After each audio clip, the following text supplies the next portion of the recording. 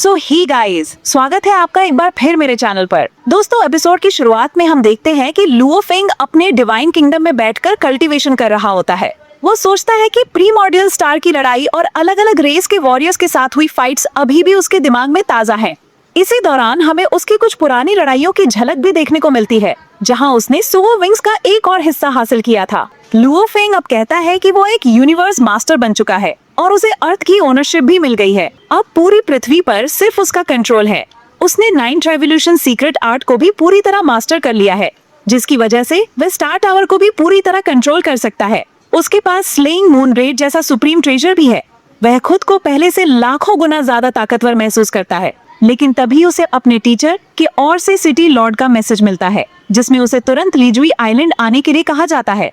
Message पढ़ते ही Luo Feng तुरंत वहां पहुंचता है और अपने टीचर को रिस्पेक्ट देता है। वह पूछता है कि आखिर उसे क्यों बुलाया गया है। तभी अचानक उसके चारों ओर लॉ एनर्जी की वेव्स उठने लगती हैं, लेकिन उसमें कोई किलिंग इंटेंट नहीं होता। उसी समय वहां एक सीनियर ड्रैगन की एंट्री होती है। लुओ फेंग उन्हें पहचान लेता है और याद करता है कि कैसे उन्होंने पहले उसकी जान बचाई थी। दोनों के बीच हल्की बातचीत होती है और माहौल थोड़ा हल्का हो जाता है। इसके बाद ओज सिटी लॉर्ड एक और शख्स से मिलवाते हैं, लॉर्ड ऑफ द आइस। उनकी मौजूदगी इतनी ठंडी और भारी होती है कि आसपास का माहौल ही बदल जाता है। फिर एक और पोर्टल खुलता है और वहाँ से लॉर्ड ऑफ डार्कनेस आते हैं। उनके साथ उनका डिसाइपल भी होता है, जो बेहद खतरनाक ऑरा छोड़ रहा होता है। लुओ फेंग यह सब देखकर समझ जाता है कि ये सभी बेहद हाई लेवल एग्जिस्टेंस है, लेकिन इनका कोई पब्लिक रिकॉर्ड नहीं है। तभी केओस सिटी लॉर्ड बताते हैं कि उन्होंने लुओ फेंग को सिर्फ इन सब से मिलवाने के लिए नहीं बुलाया, बल्कि उसे एक खास जगह ले जाना है जहां उनके अपने टीचर मौजूद हैं। इसके बाद सभी लोग वर्चुअल यूनिवर्स के जरिए एक गहरे और रहस्यमय स्थान की ओर बढ़ते हैं।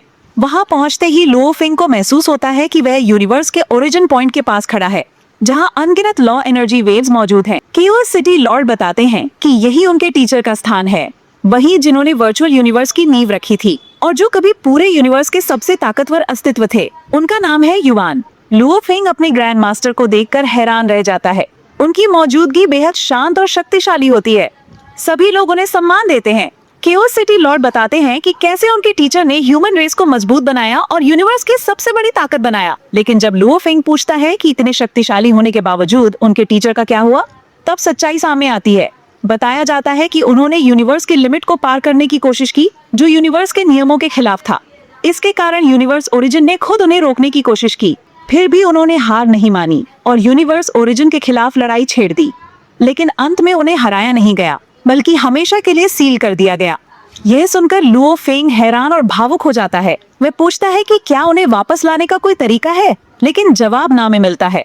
इसके बाद केओस सिटी लॉर्ड कहते हैं कि अब ह्यूमन रेस की जिम्मेदारी लुओ फेंग जैसे नए यूनिवर्स मास्टर्स पर है, जिन्हें अपनी खोई हुई शान वापस लानी होगी। लुओ फेंग इस जिम्मेदारी को स्वीकार करता है और तभी आखिरी सीन में हम देखते हैं कि ग्रैंड मास्टर युवान की आंखें हल्की सी हिलती हैं, जैसे कुछ अभी बाकी हो। और इसी रहस्य के साथ ये एपिसोड यहीं खत्म होता है। जानने के लिए जुड़े रहिए हमारे अगले वीडियो के साथ। अगर आपको ये एक्सप्लेनेशन पसंद आई हो तो वीडियो को लाइक, शेयर और चैनल को सब्सक्राइब जरूर करें। आपका सपोर्ट मुझे और भी शानदार एनिमे एक्सप्लेन करने के लिए मोटिवेट करता है। कमेंट में जरूर बताना कि अगली बार किस एनिमे या एपिसोड की एक्सप्लेनेशन चाहिए। तब तक के लिए अपना ख्याल रखें और देखते रहिए अमेजिंग एनिमे दुनिया की कहानियां एनिमे मिस के साथ।